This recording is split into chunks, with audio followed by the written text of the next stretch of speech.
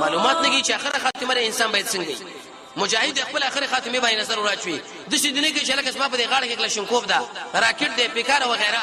او دای د شنو چې لکه اسما مخله قران ده معلومات نگی چې اخر خاتمه انسان څنګه کیږي اخر خاتمه دې شړې استخراب شو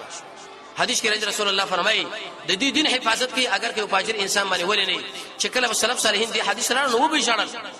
چې اسنه موږ 40 غنټې د قران او سنت سره ګرځو په څنګه کې موږ پراته یو په دعوت ډګر کې موږ پراته یو او اخر وخت کې الله موږ د فاجرانو په سب کې راوچت نه کی نیت صفا کولا او هغه صفا کېږي لسم په دی باندې چې انسان په الله قوي ایمان ولري او په قیامت کې قوي ایمان ولري دوا د الله د عظمت عقیده ولري درې